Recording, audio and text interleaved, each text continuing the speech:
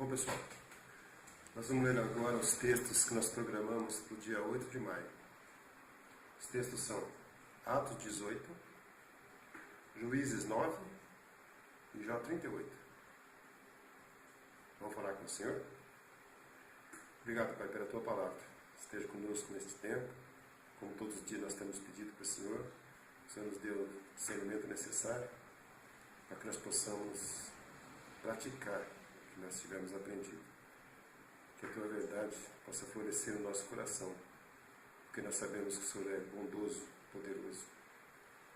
Por isso que nosso coração pode transbordar de alegria, levando conhecimento da Tua vontade para quem estiver ao nosso redor. Que haja comunhão, que haja transparência, que haja verdade, que haja companheirismo, que haja socorro, que haja ombro, que nós possamos ser amigos e honrar o Teu nome, que nós possamos fazer a diferença no nosso meio. Em nome de Jesus, amém. Vamos ler então o texto Atos 18:1. Vamos lá? Depois disto, deixando Paulo Atenas, partiu para Corinto. Lá encontrou certo judeu chamado Áquila, natural do Ponto, recentemente chegado da Itália, com Priscila, sua mulher, em vista de ter Cláudio decretado que todos os judeus se retirassem de Roma. Paulo aproximou-se deles. E posto que eram do mesmo ofício, passou a morar com eles e ali trabalhava, pois a profissão deles era fazer tendas. E todos os sábados discorria na sinagoga, persuadindo tanto judeus como gregos. Quando Silas e Timóteo desceram da Macedônia, Paulo se entregou totalmente à palavra, testemunhando aos judeus que o Cristo é Jesus. Opondo-se eles e blasfemando, sacudiu Paulo as vestes e disse-lhes: sobre a vossa cabeça o vosso sangue, e dele estou limpo, e desde agora vou para os gentios. Saindo dali, entrou na casa de um homem chamado Tício Justo, que era temente a Deus. A casa era contígua à sinagoga. Mas Crispo, o principal da sinagoga, creu no Senhor, com toda a sua casa. Também muitos dos coríntios, ouvindo, criam e eram batizados. Teve Paulo durante a noite uma visão em que o Senhor lhe disse: não temas, pelo contrário, fala e não te cales, porquanto eu estou contigo e ninguém ousará fazer-te mal, pois tenho muito povo nesta cidade. E ali permaneceu 1 ano e 6 meses, ensinando entre eles a palavra de Deus. Quando, porém, Gálio era procônsul da Acaia, levantaram-se os judeus concordemente contra Paulo e o levaram ao tribunal, dizendo: este persuade os homens a adorar a Deus por modo contrário à lei. Ia Paulo falar quando Gálio declarou aos judeus: se fosse com efeito alguma injustiça ou crime da maior gravidade, ó judeus, de razão seria atender-vos. Mas se é questão de palavras, de nomes e da vossa lei, tratai disso vós mesmos. Eu não quero ser juiz dessas coisas. E os expulsou do tribunal. Então todos agarraram Sóstenes, o principal da sinagoga, e o espancavam diante do tribunal. Gálio, todavia, não se incomodava com estas coisas. Mas Paulo, havendo permanecido ali ainda muitos dias, por fim, despedindo-se dos irmãos, navegou para a Síria, levando em sua companhia Priscila e Áquila, depois de ter raspado a cabeça em Cencreia, porque tomara voto. Chegados a Éfeso, deixou-os ali. Ele, porém, entrando na sinagoga, pregava aos judeus, rogando-lhe eles que permanecesse ali mais algum tempo. Não acedeu, mas despedindo-se disse: se Deus quiser, voltarei para vós outros. E embarcando, partiu de Éfeso. Chegando a Cesareia, desembarcou, subindo a Jerusalém, e tendo saudado a igreja, desceu para Antioquia. Havendo passado ali algum tempo, saiu, atravessando sucessivamente a região da Galácia e Frígia, confirmando todos os discípulos. Nesse meio tempo, chegou a Éfeso um judeu natural de Alexandria, chamado Apolo, homem eloquente e poderoso nas Escrituras. Era ele instruído no caminho do Senhor, e sendo fervoroso de espírito, falava e ensinava com precisão a respeito de Jesus, conhecendo apenas o batismo de João. Ele, pois, começou a falar ousadamente na sinagoga. Ouvindo-o, porém, Priscila e Áquila tomaram-no consigo, e com mais exaltidão expuseram o caminho de Deus. Querendo ele percorrer a Acaia, animaram-no os irmãos e escreveram aos discípulos para o receberem. Tendo chegado, auxiliou muito aqueles que, mediante a graça, haviam crido, porque com grande poder convencia publicamente os judeus, provando por meio das Escrituras que o Cristo é Jesus. Bom, a gente vai ver agora Juízes 9, versículo 1. Abimeleque, filho de Jerubaal, foi-se a Siquém, aos irmãos de sua mãe, e falou-lhes e a toda a geração da casa do pai da sua mãe, dizendo: Falai, peço-vos, aos ouvidos de todos os cidadãos de Siquém, que vos parece melhor que 70 homens, todos os filhos de Jerubaal, dominem sobre vós, ou que apenas um domine sobre vós. Lembrai-vos também de que sou osso vosso, e carne vossa. Então os irmãos de sua mãe falaram a todos os cidadãos de Siquém todas aquelas palavras, e o coração deles se inclinou a seguir Abimeleque, porque disseram: é nosso irmão. E deram-lhe 70 peças de prata da casa de Baal-Berite, com as quais alugou Abimeleque uns homens levianos e atrevidos que o seguiam. Foi à casa de seu pai, a Ofra, e matou seus irmãos, os filhos de Jerubaal, 70 homens, sobre uma pedra. Porém, Jotão, filho menor de Jerubaal, ficou, porque se escondera. Então se ajuntaram todos os cidadãos de Siquém e toda Bet-Milo, e foram e proclamaram Abimeleque rei, junto ao carvalho memorial que está perto de Siquém.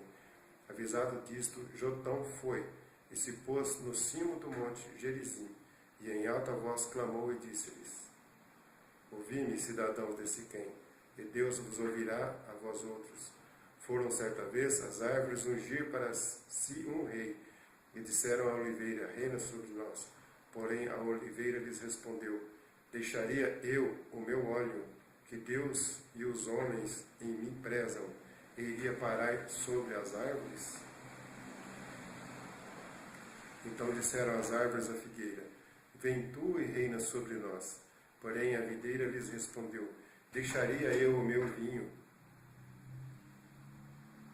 Então disseram as árvores à videira: vem tu e reina sobre nós. Porém a videira lhes respondeu: deixaria eu o meu vinho, que agrada a Deus e aos homens, e iria pairar sobre as árvores? Então todas as árvores disseram ao espinheiro: vem tu e reina sobre nós. Respondeu o espinheiro às árvores: se deveras bem ungis rei sobre vós, vinde e refugiai-vos debaixo da minha sombra. Mas se não, saia do espinheiro fogo que consuma os cedros do Líbano. Agora, pois, se deveras sinceramente procedestes, proclamando rei Abimeleque, e se tem vos portastes para com Jerubaal e para com a sua casa, e se com ele agistes segundo o merecimento dos seus feitos, porque meu pai pelejou por vós, arriscando a vida, vos livrou das mãos dos midianitas. Porém vós hoje vos levantastes contra a casa de meu pai e matastes seus filhos, 70 homens sobre uma pedra, e Abimeleque, filho de sua serva, fizestes reinar sobre o cidadão de Siquém, porque é vosso irmão. Se deveras e sinceramente procedestes hoje com Jerubaal e com a sua casa, alegrai-vos com Abimeleque, e também ele se alegre convosco. Mas se não, saia fogo de Abimeleque, e consuma o cidadão de Siquém e Bet-Milo, e saia fogo do cidadão de Siquém e de Bet-Milo, que consuma Abimeleque. Fugiu logo Jotão, e foi-se para Beer, e ali habitou por temer seu irmão Abimeleque.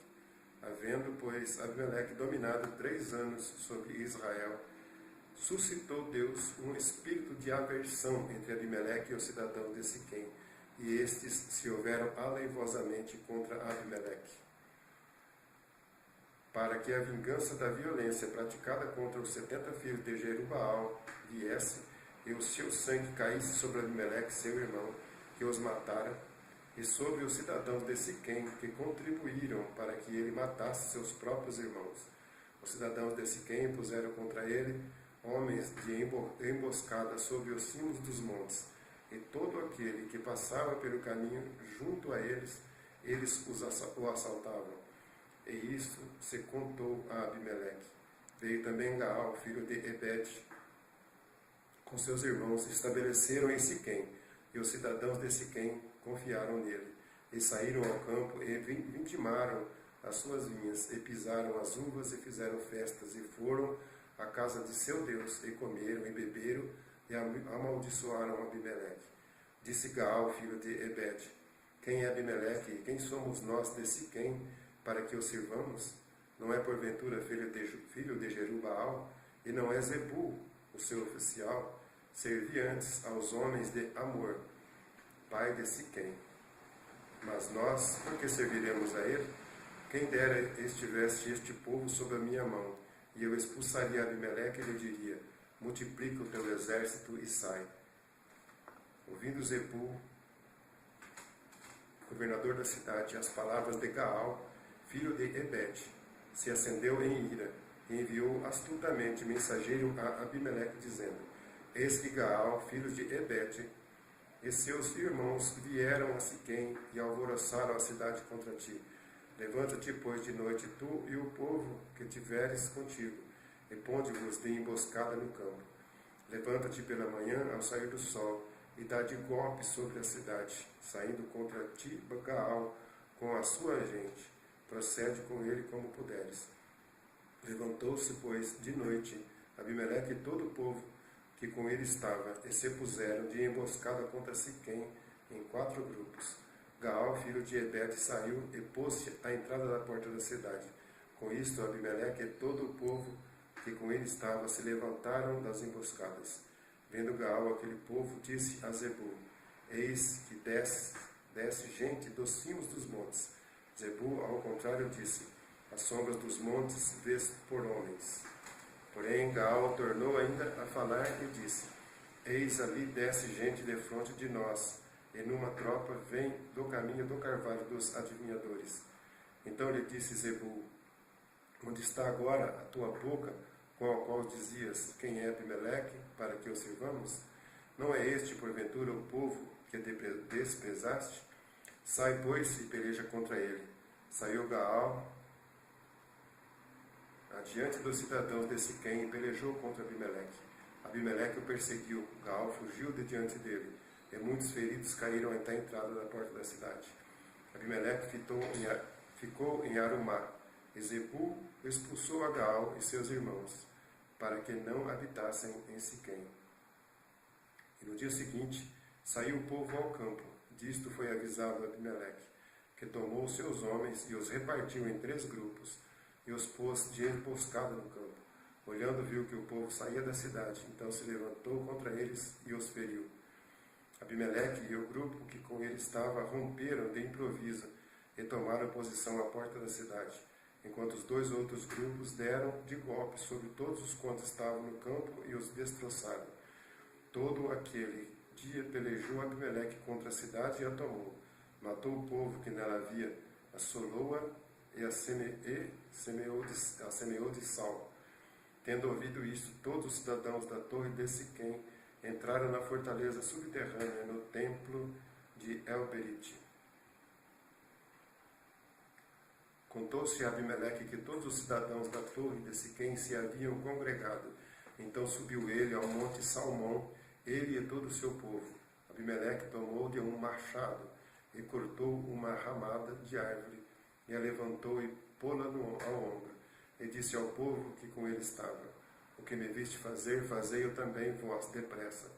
Assim cada um de todo o povo cortou uma ramada e seguiu Abimeleque, e as puseram em cima da fortaleza subterrânea, e queimaram sobre todos os da torre de Siquém, de maneira que morreram todos, uns 1000 homens e mulheres.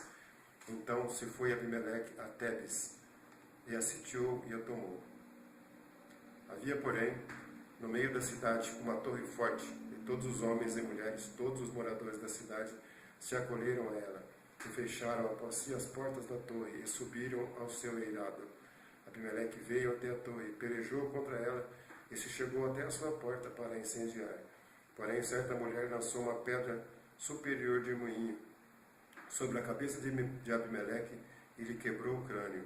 Então chamou logo ao moço, seu escudeiro, e lhe disse: desembainha a tua espada e mata-me, para que não se diga de mim, mulher o matou. O moço o atravessou e ele morreu. Vendo, pois, os homens de Israel que Abimeleque já estava morto, foram-se, cada um para a sua casa. Assim Deus fez tornar sobre Abimeleque o mal que fizera a seu pai, por ter aquele matado os seus 70 irmãos. De igual modo, todo o mal dos homens de Siquém, Deus fez cair sobre a cabeça deles. Assim veio sobre eles a maldição de Jotão, filho de Jerubaal. Bom, vamos ver agora Jó 38. Depois disto, o Senhor, do meio de um redemoinho, respondeu a Jó: quem é este que escurece os meus desígnios com palavras sem conhecimento? Cinge, pois, os lombos como homem, pois eu te perguntarei e tu me farás saber. Onde estavas tu, quando eu lançava os fundamentos da terra? Dize-me se tens entendimento. Quem lhe pôs as medidas, se é que o sabes? Ou quem estendeu sobre ela o cordel? Sobre que estão fundadas as suas bases, ou quem lhe assentou a pedra angular? Quando as estrelas da alva juntas alegremente cantavam e rejubilavam todos os filhos de Deus? Ou quem encerrou o mar com portas, quando irrompeu da madre? Quando eu lhe pus as nuvens por vestidura e a escuridão por fraldas? Quando eu lhe tracei limites e lhe pus ferrolhos e portas, e disse: até aqui virás e não mais adiante, e aqui se quebrará o orgulho das tuas ondas? Acaso desde que começaram os teus dias deste ordem, a madrugada, ou fizeste a alva saber o seu lugar, para que se apegasse às horas da terra, e desta fossem os perversos sacudidos? A terra se modela como o barro debaixo do selo, e tudo se apresenta como vestidos. Dos perversos se desvia a sua luz, e o braço levantado para ferir se quebranta. Acaso entraste nos mananciais do mar, ou percorreste o mais profundo do abismo? Porventura te foram reveladas as portas da morte, ou viste estas portas da região tenebrosa? Tens ideia nítida da largura da terra? Dize-me se o sabes. Onde está o caminho para a morada da luz? E quanto às trevas, onde é seu lugar, para que as conduzas a seus limites e discernas as veredas para a sua casa? Tu sabes, porque nesse tempo eras nascido, e porque é grande o número dos teus dias. Acaso entraste nos depósitos da neve e viste os tesouros da saraiva, que eu retenho até o tempo da angústia, até o dia da peleja e da guerra? Onde está o caminho para onde se difunde a luz e se espalha o vento oriental sobre a terra? Quem abriu regos para o aguaceiro, ou caminho para os relâmpagos dos trovões, para que se faça chover sobre a terra onde não há ninguém, e no ermo em que não há gente, para descendentar a terra deserta e assolada, e para fazer crescer os renovos da erva? Acaso a chuva tem pai? Ou quem gera as gotas do orvalho? De que ventre procede o gelo? E quem dá a luz à geada do céu? As águas ficam duras como a pedra, e a superfície das profundezas se torna compacta. Ou poderás tu atar as cadeias do 7 estrelo, ou soltar os laços do Órion? Ou fazer aparecer os signos do zodíaco, ou guiar a Úrsula com seus filhos? Ou guiar a ursa com seus filhos? Sabes tu as ordenanças dos céus? Podes estabelecer a sua influência sobre a terra? Podes levantar a tua voz até as nuvens para que a abundância das tuas águas te cubra? Ou ordenarás aos relâmpagos que saiam e te digam: eis-nos aqui? Quem pôs sabedoria nas camadas das nuvens? Ou quem deu entendimento ao meteoro? Quem pode numerar com sabedoria as nuvens? Ou os odres dos céus, quem os pode despejar, para que o pó se transforme em massa sorda e os torrões se apeguem uns aos outros? Caçarás porventura a presa para a leoa? Ou saciarás a fome dos leãozinhos, quando se agacham nos covis e estão à espreita nas covas? Quem prepara aos corvos o seu alimento, quando os seus pintainhos gritam a Deus e andam vagueando por não terem que comer? Vamos agradecer? Senhor, em nome de Jesus, te agradecer, Pai, por esse tempo que nós tivemos hoje de gravar os teus textos.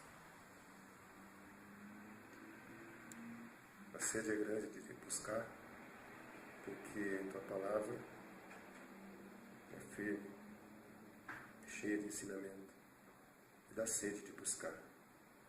Senhor, abre meu coração, abre o nosso coração, para que nós possamos te receber e te alegrar, porque nós queremos viver de acordo com a tua vontade.